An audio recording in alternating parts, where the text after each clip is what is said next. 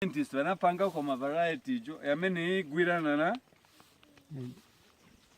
chani mabacteria mente na kuno kuzambi igwirana pamoja then 40 kufaka inoculant 40 ndipo mzaona ati first year mukana na soya ya bwino mushanga dina first year mukana bwino ifunika inoculant 40 na fertilizer kai kugwira nitrogen si gwira maningi chipuka cha todoa tupezeka mwinoculant si yambiri mudoti but mngangara next year after mwasintako mwafaka medicine mwabwerera 40 na soybeans mungashanga variety iliyonse pamoja na inoculant na matrix. Is that a good explanation? Yes. Then chinango futi pa inoculant seed yamene mwachita mix mwenekera kuisenzesa less than 3 hours not kuileka na eve tuzachita expire tuzachokamo tuzataba zuba suifunika pa zuba light ija so olonga mwachita prepare seed timafaka polo saka so meaning that pamene muntu aganiza kuti lero nishanga aine konkala ready to plant muchita prepare nga first mwayambirira preparation seed covering mwaona noti mwaika seed mwaibalakwa zabu atifikire nthawi inango ijazuba izapaya tuja tuzachokamo sizasebenza so ni ku making sure kuti mushanga mwashanga first area mwa covering Achako kuipisha isoya beans umweshi mwabyaliremo shachumba foleni na matabara umweshi mwabyaliremo isoya beans mwabyere mweshi Kenzi pa 1 December. So again chikonka na varieties kulima long season variety kulima medium na short. So monga ma early maturity aba baba ni ba late aba this is ni deny ni late mwenekera kuyambirira ikakupitilani mweneka kuchinja variety lukanga imabwera pa medium kasako eveja pa medium ima area ya ni makafue kafue mungashange mungachedwe no problem but monga ya ma late maturity ya dina ifunika kuyambirira thauzi nango ma early stages ya milisi aja na hii ingenerato so dina mwayo shanga dina iyamba pa 10 November ngati muna mwai mungashanga pa 10 November mpaka ufika pa 7 December dina na light maturity ushanga kupita pa 7 December mzapeza ati ikupye yapya yonse napeza ati mapodzi amenine pamwamba kulibe mkati nzankala na chabe yamene ilipansi na eve mbeu zankala ingono maningi dina ngati mushanga muntawe ya bwino choka pa 10 November fika pa 7 December zapeza ati mbeu ikulu zankala na white ya bwino maningi so kufika pa 7 November ifunika kuyamba ushanga variety ma medium amene wakamba hapi lukanga mwembeshi safari satellite ni eri safari serenade semeki kwa variety ya mbili 7 November. December so ma medium 7 December mpaka ufika pa 30 December or 25-30 ndiye mwayo oshanga ma medium then wapi shachi push up pali inoculant ngamwatana tinga mwavika kumbe kamufuro kuyikalike nshitaikalike kiaona ikani ngacha kwa bati ulefo kubyala bwangu imbutwe wabika inoculant then mwabyala ero papita 1 week inflata ilokele ibashani pamushibansha. Okay. So funso yanu ni yakutati ngati mvula sina loke but washanga bwino papita ya zuba ya chayapo. Yes.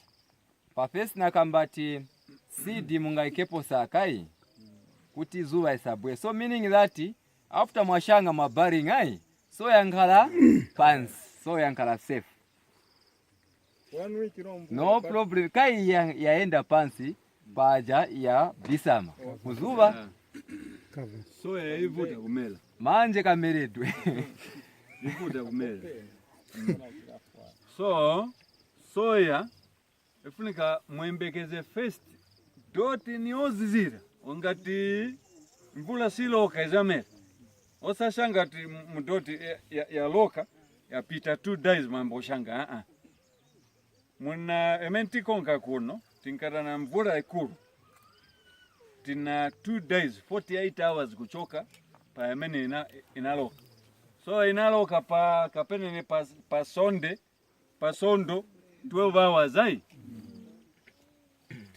tishanga mpaka kufika pa Tuesday 12 hours ndiye pamene iperera mwayo oshanga most especially milisi mungaenda 3 days but soya osaenda maningi 48 hours kuchoka pa mvula yoshanga kwenye funika kuperera kushanga otherwise mpeza ati kuyuma doti sizamera bwino bwino. Happy nifuna kufunza kwa hiyo dipstick ya mene muli nayo hiyo uko kwa mene munasira kwa lasira ni how many centimeters? So hii mukaiona hii rubber tima ichosa hii. So uku ni kumeka shabe uti mukalasa pants momenzana ni kulangizireni isazivuta kuyenda bwino bwino pants. But manje muma yangana na seed ya mene mfuna kushanga 1 milisi ka box ka matches 5 ndipo mimi manga rubber yanu ya kupasa depth control. Soya beans na mabeans yana ngosiyana 3 cm mucha reduce rubber yanu ibwela pants futi huko 2 to 3 ibwela pants hapa. So manje ndimwe kuita control kulingana na seed mwami inekera kuyendela pants milisi 5. So meaning that simufunika na mvula ya kutati mpaka kumwembekeze mpaka mamiuzi ya mbili chifuka dibo stick ili ize kushita manage kuenda mkuposhanga. Fertilizer nayo mwanzo shanga na dibo stick. So manje soya beans. Soya beans nashanga na dibo stick na yeve tenze ku spacing inkala ko maningi very close 15 cm in between 10-15 is it right? 15 3 seeds 3 to 6 ipeze kati kupasani koni mukayangana whereby kambwiri kapochita weed kapita kuna pakati so inkala mutuma center na dibo stick so mukapitamo tuma hose ngati 15 cm yametenze kupasa in between which size ya tumbwiri kuti po weeding atukazipita bwino bwino pakati hapa 3 to 6 seeds yametenze kuyesera mu hole but po covering ati covering achabe because yaenda udana inoculant mutandizi wakaena wo faka nitrogen waendera pamozi na seed covering ni dot chabe. The reason why depth imankala ingono soya beans sense sifuna kwenda maningi pants sio limba maningi pomela milisi shoot yakaena ima shootinga kwenda nakaja ka point but soya beans imamba na mungani vimatepo ai so sifuna kwenda maningi pants that's why ndiye 2 to 3 cm. So control depth ndimwe kumanga na rubber. So pamene nenzi nakamba tizi milisi ma sections wonse kwa etienda aya ni handful dibo stick seed then handful then china konkamo next ya mene nenzi nakamba hii ndiyenze top dressing beso inaenda zimanyoa but top dressing manje iti sensa mjira bwanji 1 ni nitrogen fixer hii kana eve hii ya mene mumaona hii tima kula monga ni mutengo songa mwaireka ingakulirire but is every year tima ichuba munga isunga up to 3 years but mukaengena muye number 2 vili mbiratu. So hii pigeon pea munga isunge muye number 1 munga ishange then pigeon pea the reason why tifaka mu line ititandiza kuziba ma demarcations, kuziba ma plots yatu, kuziba oti chaka chibwera ninaperera pati iyi ndiye nkala ma boundaries yayi. Then pamene tibwera after ija takambati pa weeding stage, after tashanga pa ma ridges patu paja timashanga ikali mumwamba ikali yoyimirira. Then after planting ndiye pamene timabwera pamene milisi ziyamba kumela zifunika light yayi, titenga slasher olopanga tijuba ngati ni first year timaijuba pa 30 cm imasala kuchoka pansi kufika mumwamba. So hapa chipisi chichasala mudoti huku tajuba. Then timaenda tukua takambatifaka kamumizera tili mamizera timaenda kufaka pakati pa mizera ya milisi, not pa ya soya beans.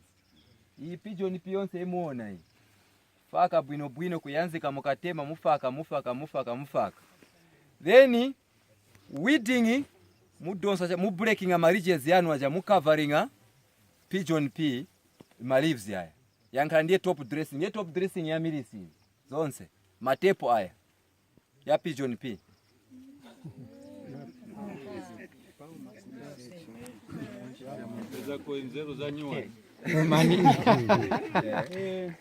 Ngati sina pange maridges.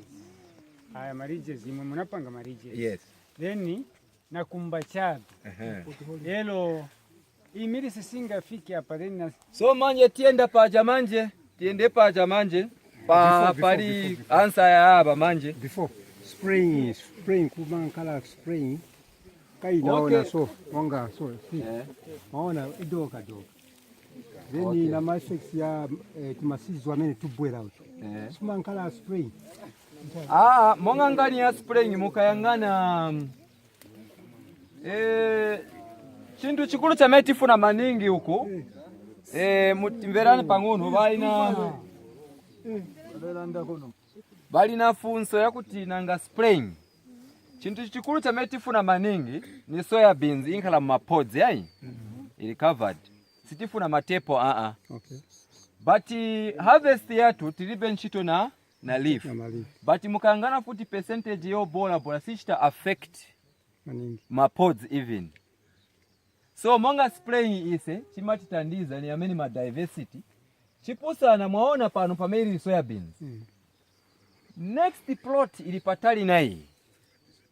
In any case nganankala attacked but sili maningi common soya beans kunkana ma problems yaso ilimonga miris.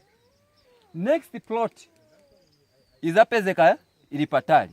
So niye menezi nakamba diversity ititandizire. Mwayewona kushoka milisi hapa pabwera soya pigeon pea kadoyo kuti kachoke kuja ka Stefania kutinango tumaenda so o tukafike kuja peza na milisi yalimba na ulimba yakutolokadia kulibe babe bichitika but kukolola zeta bwanji uzakolola chamene sitifuna nchintu chamene chichita effect kupairatu na konongeratu kangwa kukolola chifuka problem ni yakutati mwamene omunika sprayer nizapa ya vintu vambiri maningi vamene vyenekera kutandizira futi kuti vinitandizire kuti vidyetu doto amenewo.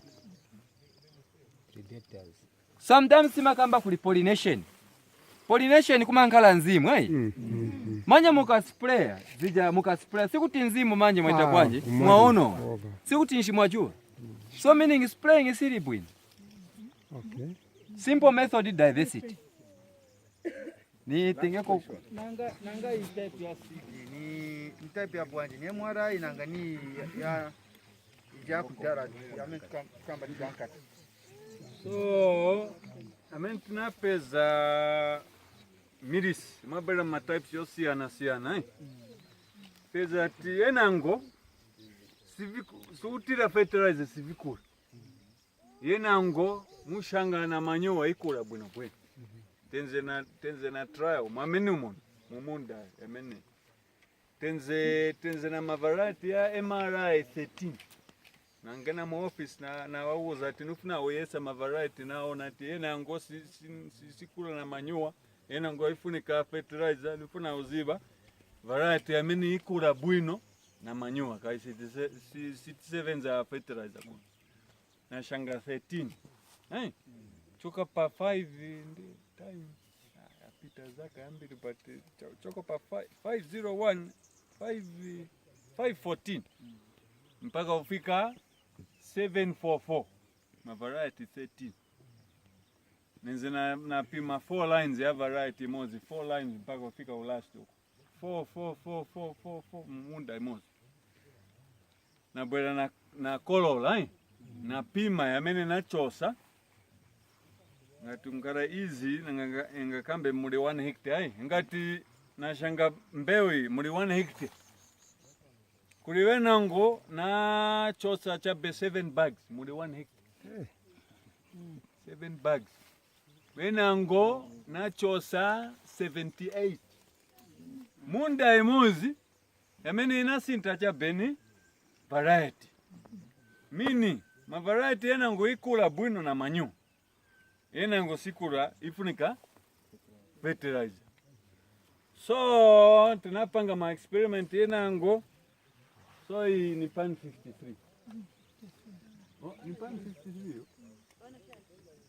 53 ni amene iliyo kuni 719 yonse ibana bwino na manyo pana 53 na 719 na seed ko 719 manyo wene wanapanga ma variety ja inachokera ku Zimbabwe simit wanapanga program yokuti wazibati wadi misakwanisa kugula fertilizer yokwana kutira mu munda so tipeze mbeu yamene zabala kulibe fertilizer yambili ndiye pamene wanaleta pan 53 na 719 Sidiko 719 Sidco 719 sinizibangati ngangala ma variety yenango but yamene ni trust maningi kuno amene performa bwino olochilala neokosa kuchilala Inga i beans. Ni beans branch. beans 153 na Sidco 719 ndiye amene ikula bwino ngati usupaka fertilizer zikula bwino beans ofuna type ya beans Ni beans na konde branch. tu Na konde tu. na muloko mashanga maningi ku Lundazi na konde ibala ikaibo uchosa maluva hapo mkabwela 1 month from now midisi yonse hapi zapeza tini sanga chabe ya beans so chile ikula sunga pita umukulibe chani majombo za bwino ankara njoka yambili muno kushaka kubalira same day so organic tima konda maningi njoka so hapa yamene ifunika message ya munda yamene ni mozi yamene ifunika kungana na matepo ya green community ni chani chamene chilengesa kuti matepo yankale green ni chani chamene chifunika chikulu urea so system yamene tina kufahamu kuno ni opanga nitrogen ya mahala okay so ipanga yeka nitrogen sema makolola isi ya nitrogen mudoti 40 ingoliolio ipanga futi beans amene ipomba milisi ipanga so munda yonse ipangika yeka nitrogen plus manure plus rotation plus diversity Greenland yankala no pest Greenland Our humble request zakapempa seed ya beans. ya beans question nanga kulibe munkwala winangu wa natural wakuti ti ungatandize kupanga manyumba ya tudoro tuamene tumankhala mu legumes apart from inoculate kwa kulibe sio dula manengi bati aini makala mbani iyo powder tulela ndapo yati inoculate yes bantu apatulela ndoko yati ina oil ina ndauta perfect recipe yako ni so hai hapa So it run that sustainable agriculture. Okay, yeah. It revonfya natural manure. Nomba yo chemical yo.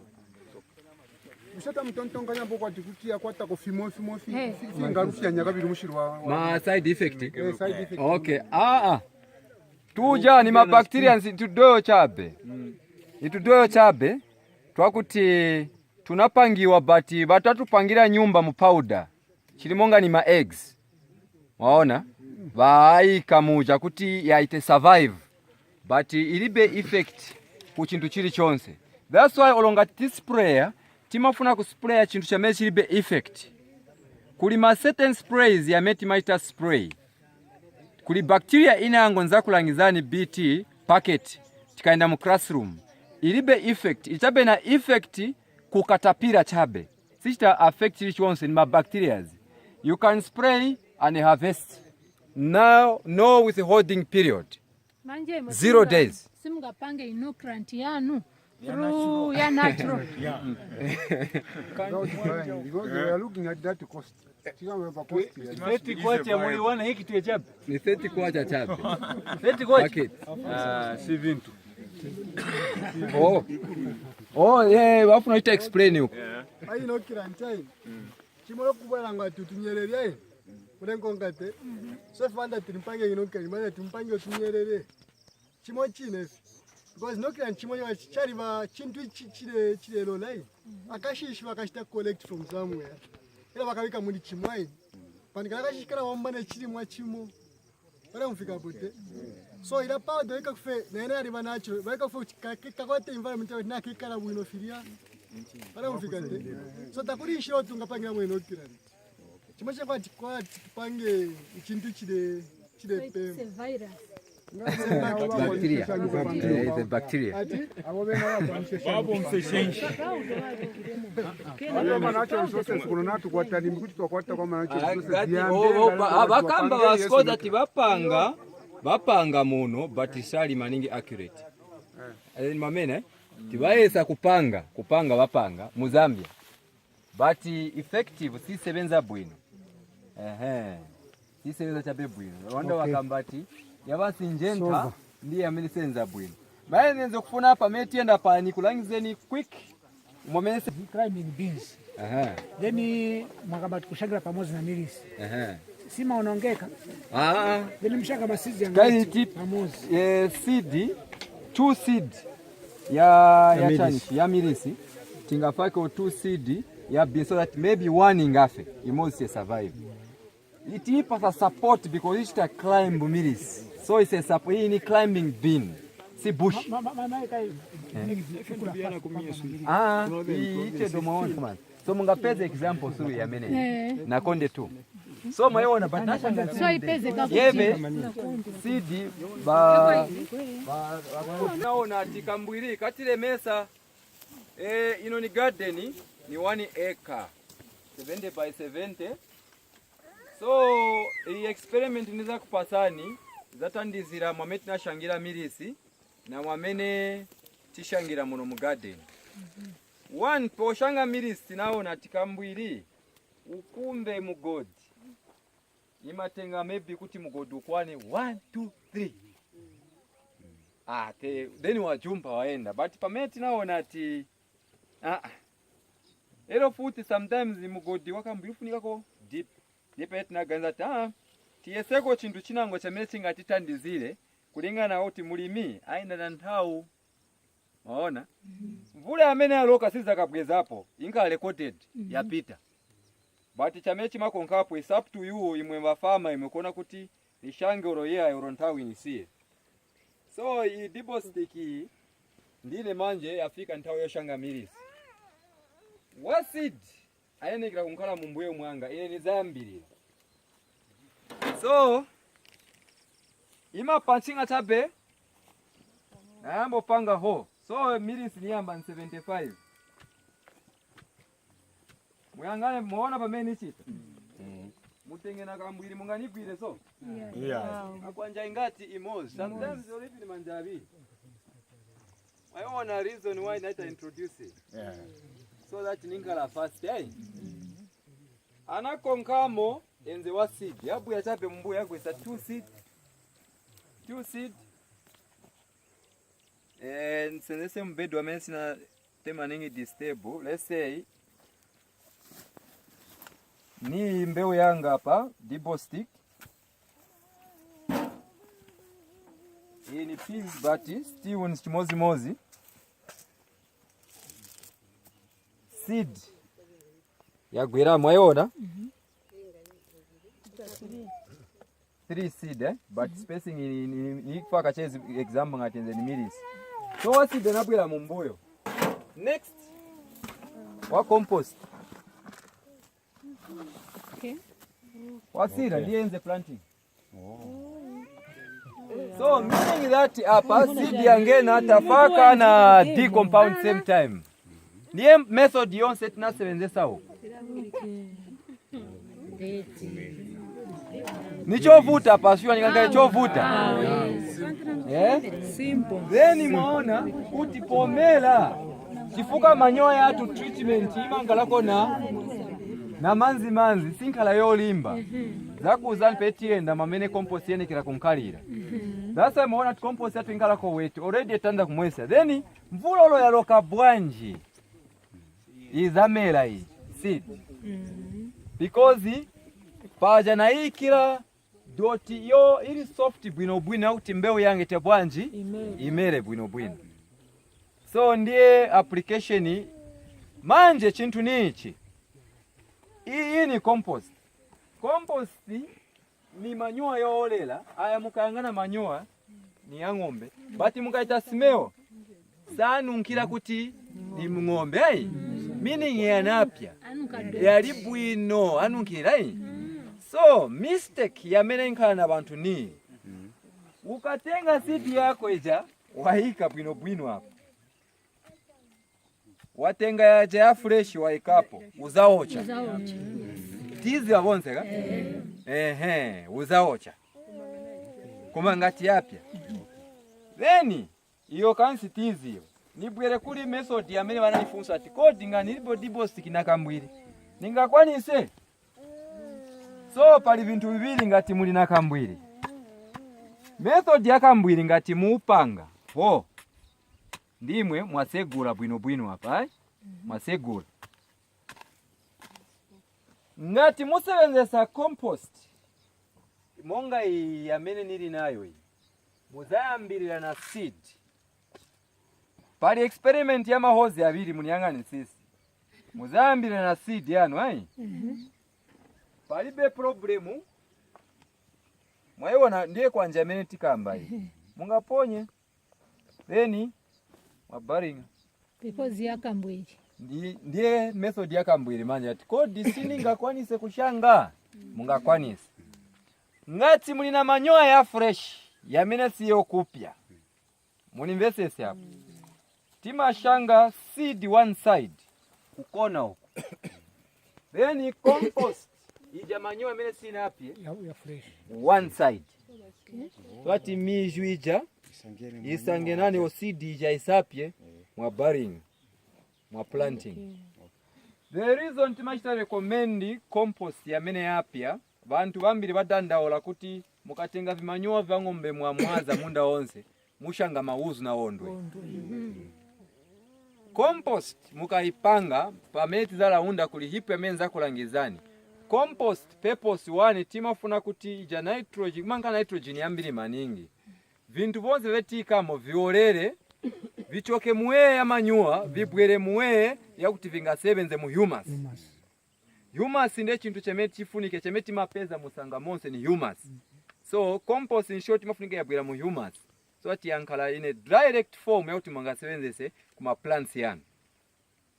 Manje paja pamene i compost ipangika imapya ija hipu ima hitinga ikaenda wenza kulangizani pamene hitingira muzambere. Meaning that ma seeds yonse yaja yamanyowa yamene ng'ombe zenze kudya yapyera kumozi. Ndiye reason why timaika hip as compost hip. Yonse ma seeds ya kupya. But if you miss out principle mwaenda kumwamwaza mwaononga mwamwaza chape mwamwaza rukata na ondwe. You come back baseba baskoti bana problem. That's what tinaleka manyoka kwasebenzesa. Kanzi simunamvesesa yi. So kuchita chintu chili correct pa right time uzaona na benefit is abwe. Then muno mu garden dibo stick sitina ilekeze chape kuti ati tileke kusa isebenzesa Hii dibo stick pamene mwaona transplanting ni dibo stick amene hii. Kwa transplanting tinapitamo ili na taita transplant pa Monday. Hii seedling ni broccoli. This is broccoli. Broccoli. Okay. So hii mukayangana spacing hii ni ma 50-50. Hii ni staggered. Ngati musensa na eve ipanchinga kupanga ma hose ya transplanting. Mutenga seedling yanu ija na handifu ya compost. Mwatenga muona umu ni compost. Mwatenga seedling you cover all around na compost. Transplanting ya chitika pamene hapo. Manje tikabwera kuli it's on that will be introduction ya tomato. Tomato, we have got a very big challenge. Yeah, leaf tuta fix. What do you use on spray? Ya, pamanje nde pamene zona tuta yavuta. Chifukwa cha management. Tuta ibisa mamumbuyo moja yi. One is about organic tikamba nkani ya spraying. Ndiye chintu chamene tikamba kuti muka spray muononga vintu vambiri maningi.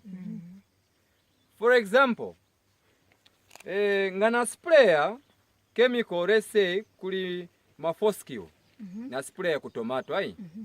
Ku tomato kuja foskio is a poison ya kutati oloimo mukufa. Maona? Then nika spray, meaning that as a result chili chose chiza kumyako ni kufa. Manje mulungu mwine wake pa anapanga ecosystem vicha control veka. Kuzafuna kanyoni kazafuna kuti kabwere muno katandale mu garden kazafa te. But kanyoni sikama ita survive toemuona tunyoni. Situshita chabe survive kuma vegetables yanu kulibe. Musanga tukudya na makatapira zai. Manje ngati kanyoni kafa azadi ya katapira ni ndani. Kulibe. As a result katapira ija ngati yankala resistant kuli munkwala wanu yankala west. So manje ija tuta one thing, diversity. Yamene zinakamba muno mu garden imafika pa stage ya kuchimishite control. Tuta kuli type ya dragonfly na mzenze. Na mzenze mchiyomba muka mchani. Ya chitali ya chimamburuka mburuka. Yenda. Helicopter jija. Chi dragoni. Matendenya. Kuli type inango yamene ima kwanisa inakamulomo katali ima kwanisa kudya tuta mumbuyo muja. Kuli type inango yamene ima bwela nika size so. Ima bwela kamburuka. Ingene saka mulomo ikisaki kamene kaja katuta kaja